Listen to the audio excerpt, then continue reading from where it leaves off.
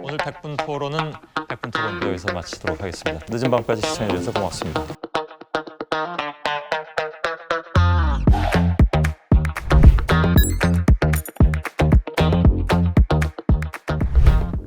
제가 늘 얘기한 듯이 뭔가 합리적인 중간지대가 있다면 그쪽을 향한 메시지는 계속 전달이 돼야 되는데 그건 우리가 일부러 만들어서 하기 전에라도 그냥 있는 상황에서 보여주더라도 합리적인 집단에서는 판단을 해주시지 않을까.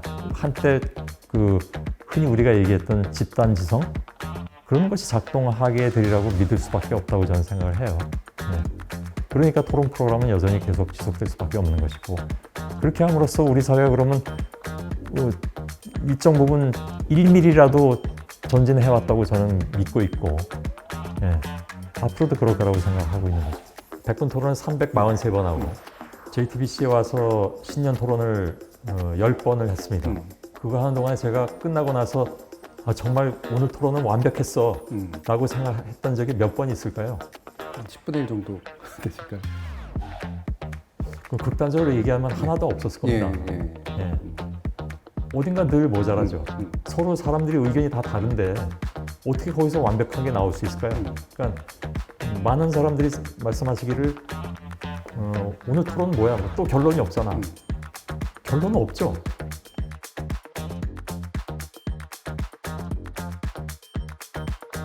그래 우리가 100분 토론을 보면 지금 상황이 이 시대가 어떻게 돌아가고 있는 것이고 그걸 정확하게 볼 수는 있다 라는 믿음을 주자는 거죠. 이 세상엔 진영만 있지 않아요. 네. 진영에 안 속해 있는 사람들도 있어요. 근데 판단은 누가 하느냐? 아직 판단 내리지 못한 사람들이 합니다. 제가 생각하기엔 그 사람들을 위해서 존재할 수 있는 거죠. 그래서 경착륙이라고 얘기하는 건 좀 과잉한 평가 쪽에 좀 더 가깝다라고 보시는 거 아니에요? 가치가 이제 경착륙 하듯이 갑작스럽게 하락하게 되면 하나도 못합니다. 대단히 죄송합니다만 요 정도로 일단 정리. 이 사람들이 안 오니까 안 보니까 프로그램이 이래가지고는 지속 가능성이 없지 않을까 하는 고민도 하게 되고 근데 안 그런 분들도 있다고 믿고 가시는 게 제일 좋죠. 네. 지금 MBC 100분 토론에서 얘기하고 있습니다만 그런 면에선 MBC가 반성을 해야 된다. 라고 저는 생각을 합니다. 예. 그러니까 제가 일종의 공백기라고 아까 이제 예. 메가리가 빠졌다라고 시체말을 쓰긴 했습니다만 예.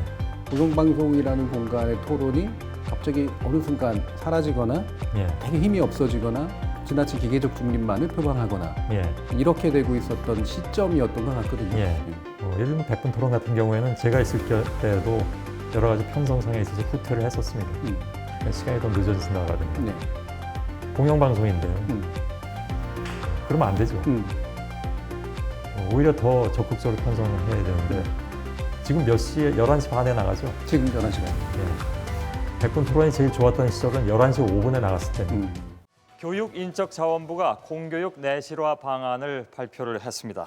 핵심 내용은 보충 수업을 자율화한다든가 또 학원의 심야 수업을 단속한다는 내용입니다.